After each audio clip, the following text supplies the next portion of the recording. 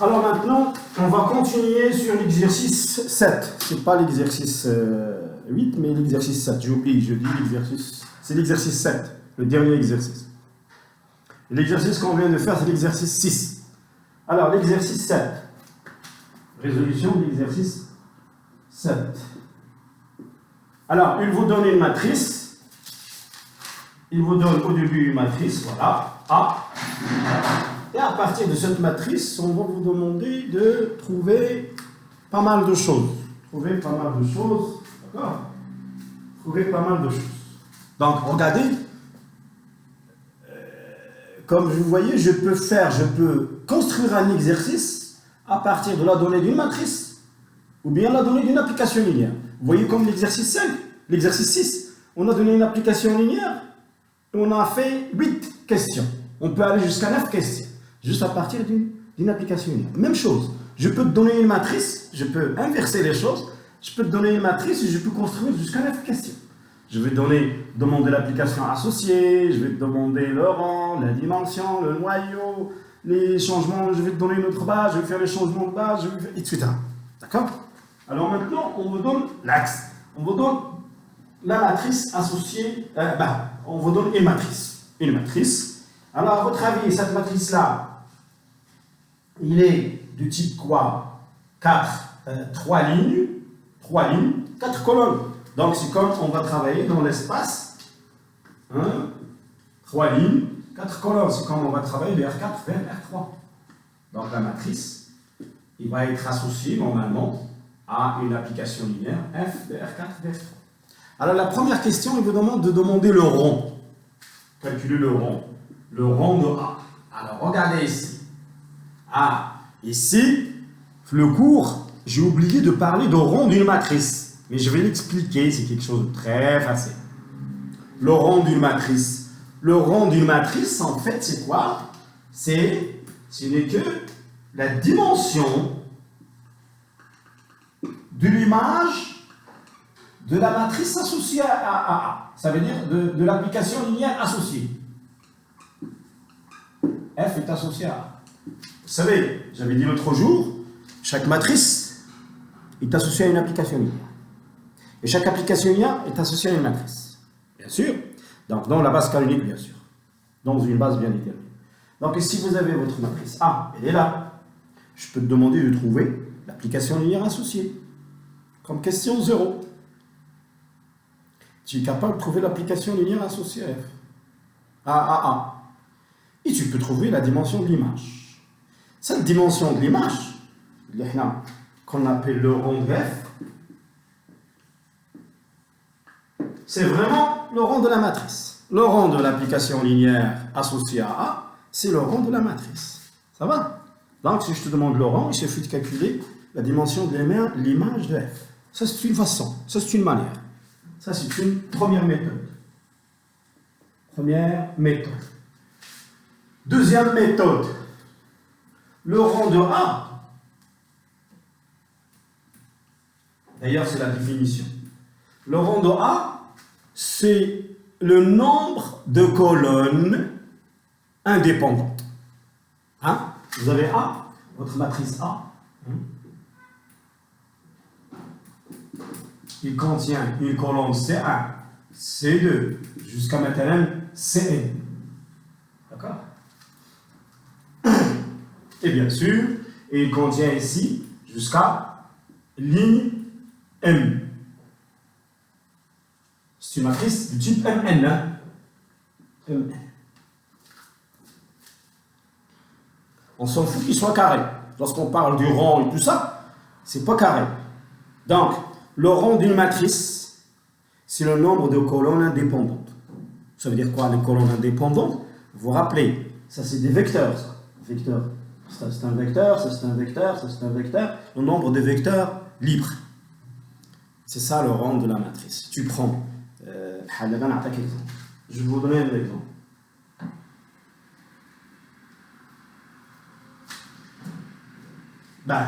Cette matrice-là, alors je vais donner un exemple avec une matrice facile. Une matrice facile. 1, 2, 4, 5. 0, 2, 1, 0. Moins 3, moins 6, moins 12, moins 10, 1, 0, 1, 0.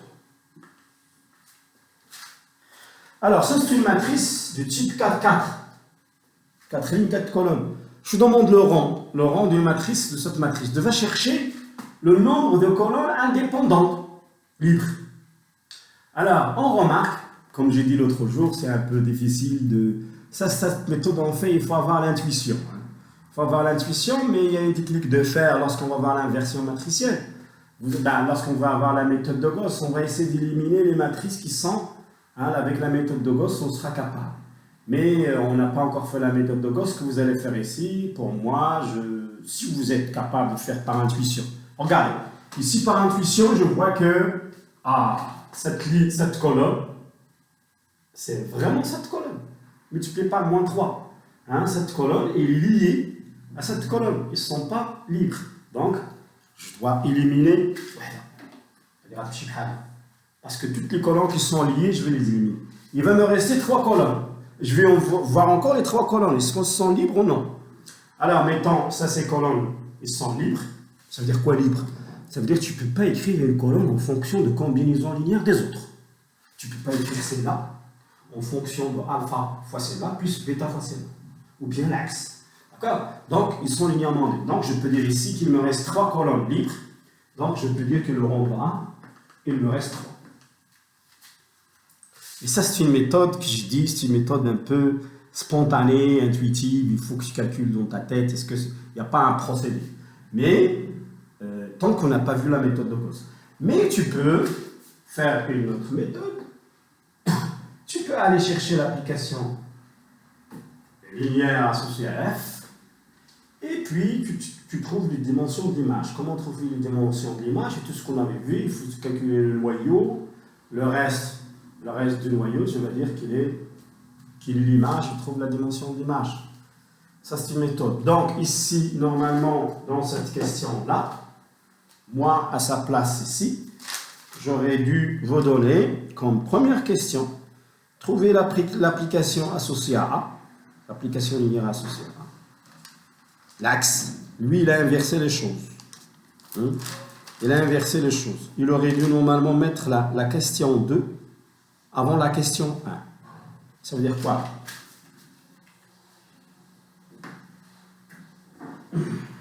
Moi, je vous demande de faire la question 2 avant la question 1.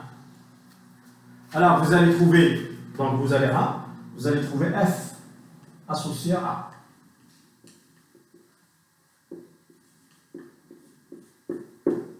L'application linéaire associée à A. C'est très facile. C'est très facile. Donc, vous prenez votre matrice qui est là.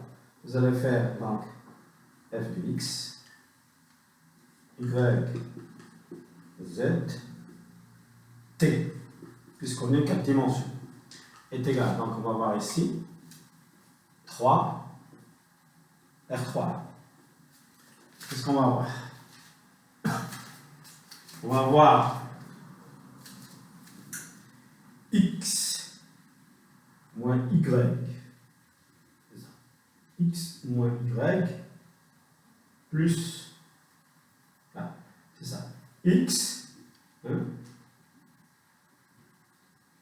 donc ici, c'est comme tu as ici les coordonnées de X, donc on va voir X plus Y plus 2, à partir de la matrice, j'essaie de chercher ça, regardez, tout ce qui est la ligne, X plus Y plus 2Z plus 3T. Regardez. D'accord? Notre moins X, vous regardez la ligne.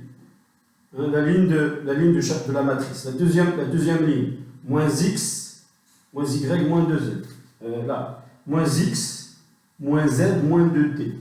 Moins X, moins Z, moins 2T. Je cherche la matrice. C'est à partir de la matrice que j'essaie d'écrire ça. Donc tout ce qui est dans la colonne, comme ça, vous prenez la ligne, la première ligne 1, 1, 2, 3, la première ligne 1, 1, 2, 3, vous mettez ici 1 à côté de x, 1 à côté de y, 2 à côté de z, 3 à côté de t. Vous prenez aussi la deuxième ligne, même chose, la troisième ligne, donc la troisième ligne, ça va me donner x plus y plus 2z plus 3t. Voilà mon application linéaire. J'ai trouvé l'application linéaire associée à la matrice. D'accord?